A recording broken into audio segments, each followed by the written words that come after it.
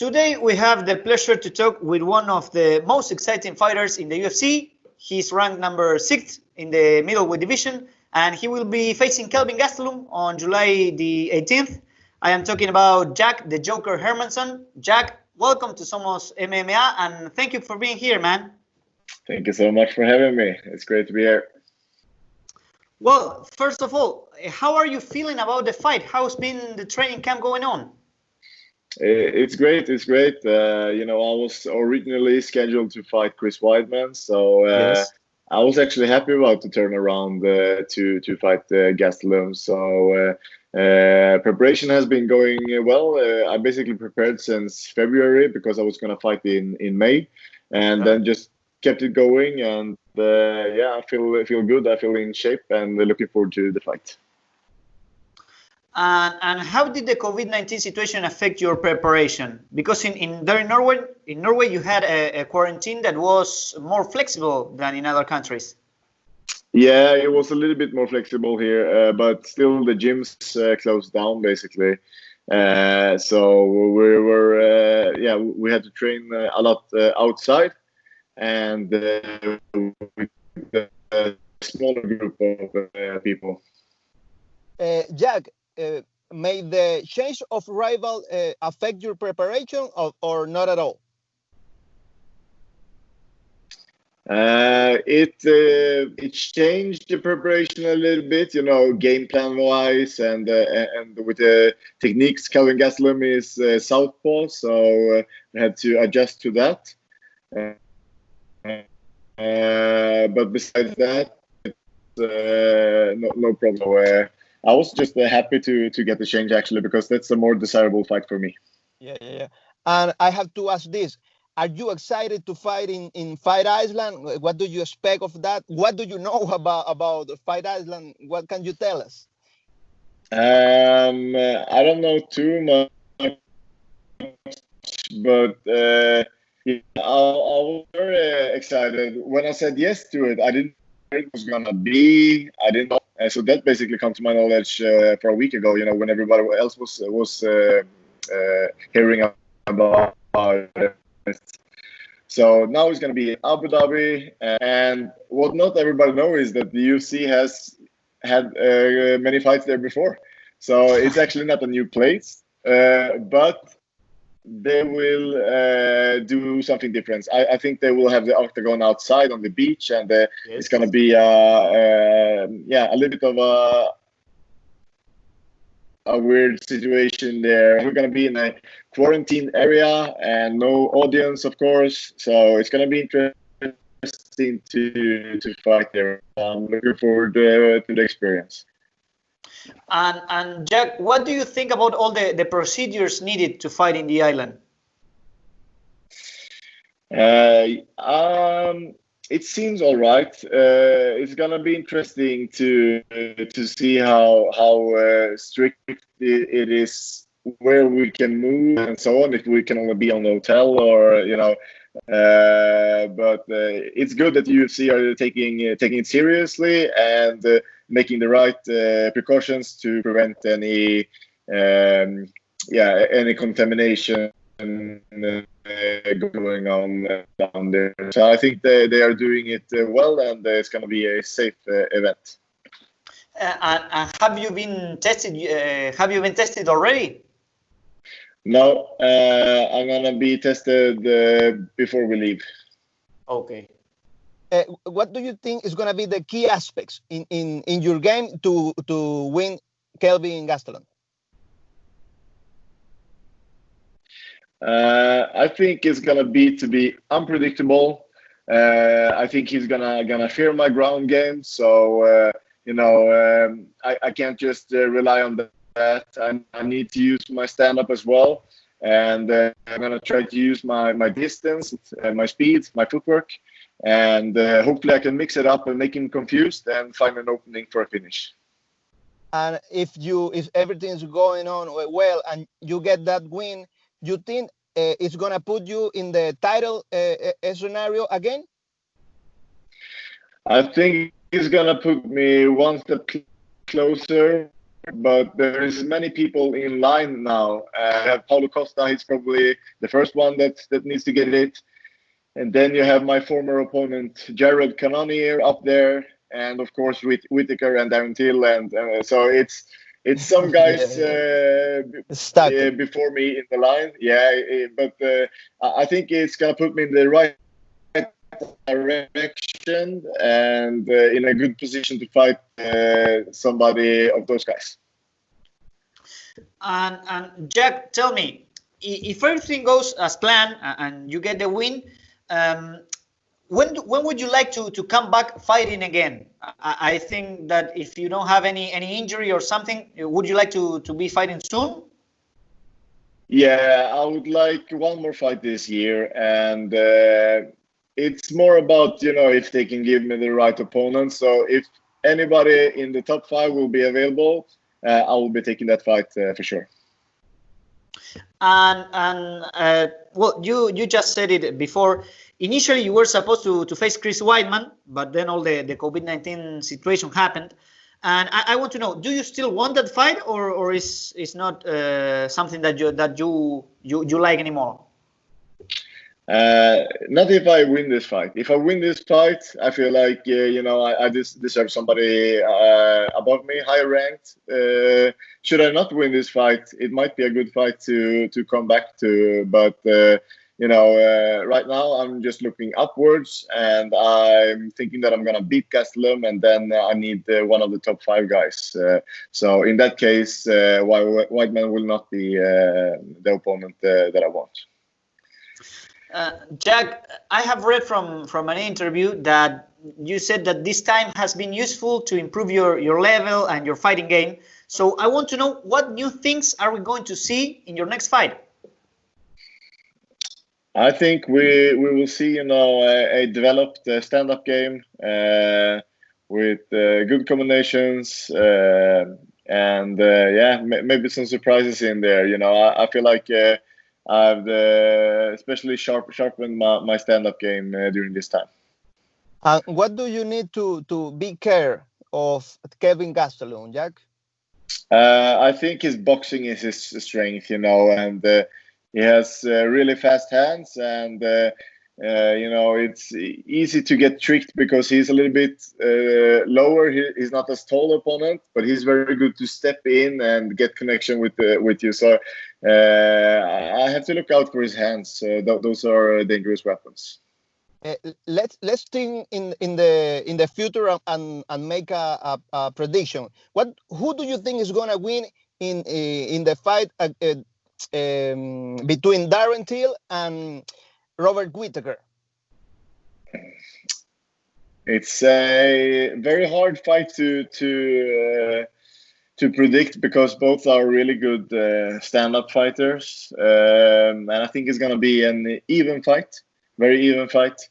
I give a little bit of a advantage to Whitaker, but just a little bit, yeah. Okay. Just a little bit, but just because of he has basically been the champ and defended the belt many times, and I feel like he has been on the highest level so far. So that's why, style-wise, it looks like a really even matchup. And in the case that you win your fight and Whitaker wins his bout against Darren Till, would you like to face him next? Perfect fight actually, because I think that would be a great fight. I know that if Darren Till wins the fight, it's gonna be hard because they wanna probably push him up against the title fight. He's a big seller. But anyway, I would love to fight any of those guys. So no matter who wins, and I think it's both the guys are great matchups. So I'm looking forward to put my hands on those guys eventually. Jack, and I want to talk about your experience in MMA sports. And you have been in Bellator. You're now in UFC, and I want to ask you about the differences between these two franchises, because in the last few weeks, the people has been talking about the payments and all that. Which are the main difference that you can see between these both major franchises, that taking into account that you have been in both of them? I can say that at least when I was in Bellator, it was a whole different story than the UFC, because when we were in Bellator, nothing was prepared for me. There were I've been at places, far on the countryside, in weird places where there were no stores, no shops. I couldn't get food. I had to eat McDonald's one time. No. Whoa. And of course, I was not as, I was a little bit younger, not as many fights, but I was not good paid. And I have to say that, I did one cool thing, actually. We were at Universal Studio with Bellator and did some promo filming. And that was a really, really cool experience, actually, and super professional. But besides that, in the whole, my experience has been a lot better in the UFC, and that's just how it is. It was a long time ago I was in Bellator, so it might have changed. But back then it was, very, very, no big arenas, no people watching, almost like it's going to be in Jazz Island. That was how it was in Bellator. It was super small places out in the countryside, and it was not. It didn't feel like I was in a big league like it did when I went to the UFC. So I feel like in the UFC I'm getting taken care of. They have all the structure around us. Right now it's so professional. They fix our meals on the fight week. They give us everything we need to cut weight, and they're just there for us and fixing everything we need. So I feel good taken care of, and I feel that the thing that people are talking about is the money, basically. And it's hard to because the UFC is the biggest, and I feel like that's the place where most people are getting more paid. There might be in some other organizations where a few people will get big money, but not as the whole. The whole roster in Bellator is not getting more paid than the UFC roster. It's not like that. Yeah. So, and we know that the UFC fighters has been earning good money if you make it happen. Like Conor McGregor or whoever. So, of course. But I think that I think we're on the right path, and I have to say that I'm happy with my situation, at least. Jack, talking about your beginnings, why do you move to Norway? Yeah, when I was done with school in Sweden, there was a very, very hard situation for young people. There was almost impossible to get work. So I tried to get a job, and I couldn't. So then a friend of mine in Norway asked me if I want to come and work here, basically. So I moved to Norway just to get a job. And you was practicing martial arts since you were young, no? Yeah. I started wrestling when I was 9 years old. So wrestling was my first martial arts. And then I tried a little bit of MMA and Thai boxing before I moved to Norway. But basically my whole MMA career has been from Norway. All right. Jack, tell me, how many jobs did you have before becoming a professional MMA fighter?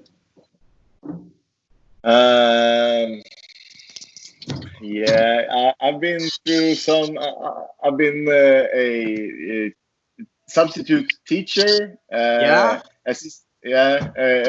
Assistant. I have been working at bar, nightclub, bartendering. And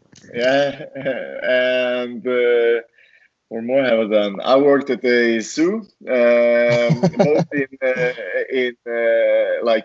a big zoo where people come and watch the animals, and I also worked in a pet shop, pet store, selling bird foods and fish and so on.